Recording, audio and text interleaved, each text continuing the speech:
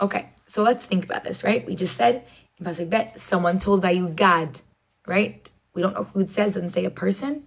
Someone obviously told Yoav. It was told to him. He didn't see it for himself. It doesn't tell you who it was. Somehow he found out. Clearly he wasn't in the palace. Second extra credit question. Second question. Why would Yoav be scared to go to the palace? What is he afraid of? Why would he be scared of David? Right? Why would he be scared to go to the palace? That's the second extra credit question. It's clear. He killed his son. He's the murderer. He's obviously very scared of David because David could kill him.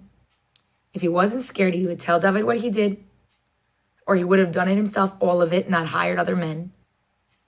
Or didn't have to send his own messenger back to David to ensure that it won't get told who the murderer is. He didn't trust Achimatz for that reason. Clearly, why did Yoav not come to the palace? The answer is he was scared of David killing him for betraying him. He was scared of David that he might kill him for killing his son. Pretty simple, makes a lot of sense. You rebel against the king, you die. And this is even a crazy way to rebel. He even killed David's son. It was emotional, but even more than that, it was the actual rule that he gave him. Don't touch my son. Don't harm him. Clearly you're killing him, you're harming him. Okay. So Vayitabel al Avshalom. He mourned, the Chorish Evel Avelut, right? He mourned for Avshalom. Makes sense. Okay.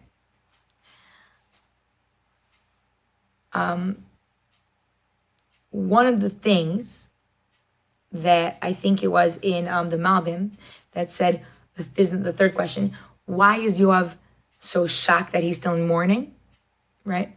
Why is he shocked he's in mourning? It's his son, clearly he's going to mourn for him. So the first question we said is why 8 times that David cried. The second extra credit question is why would Yoav be scared to go to the palace? The third extra credit question is why is Yoav surprised that David is mourning for Avshalom?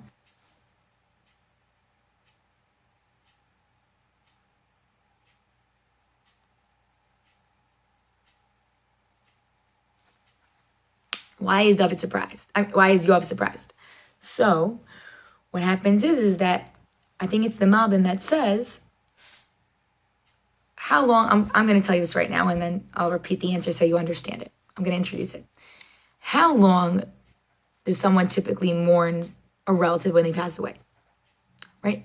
When you go to a Shiva house, Shiva, Maza Sheva, Kamazeh, right? How much is that? 7, right? 7 days. Just give you the answer for part of it. 7 days is a typical mourning period.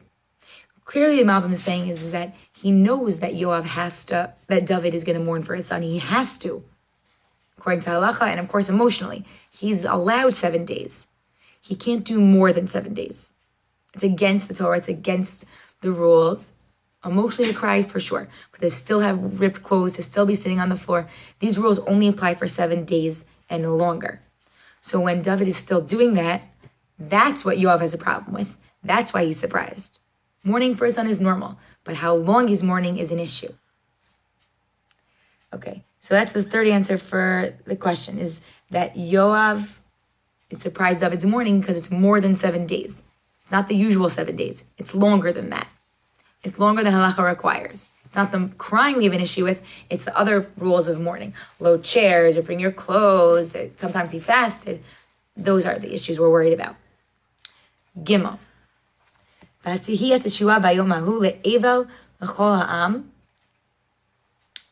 day of Yeshua, the day of Savior, right? They won the battle. That's the day of victory. They won against Avshalom. Le'evel became a day, and there usually we say like in the Megillah, it goes from sadness, me'evel simcha, right? From sadness to happiness. This is the reverse. It was a very happy day. They killed Avshalom's men, right? They killed their enemy. Avshalom is dead. They came back okay. They didn't lose any men. It was a big victory. But since the king is sad and he's mourning, the person that they fought for is crying, it actually turned into a sad day, to avelut, to mourning. L'chol ha'am, right? Everyone is very sad. They feel like they are betraying David if they celebrate. Kisha ha'am bayomahu leimor ne'etzav, like Atuv, that Hamelech Abano, that David is sad for his son. So they're torn. Should we mourn? Should we technically be sad, right? Mourn because we lost the war, but they're our enemy? But we can't mourn because we're happy that we lost the war. So on the one hand, we feel bad for David, but it's not fair that we won the war and we fought for him. He's our king. He's the one we fought for. We risked our lives for him, but yet he's sad that we lost. He's upset that we killed the enemy. Wasn't that what we're supposed to do?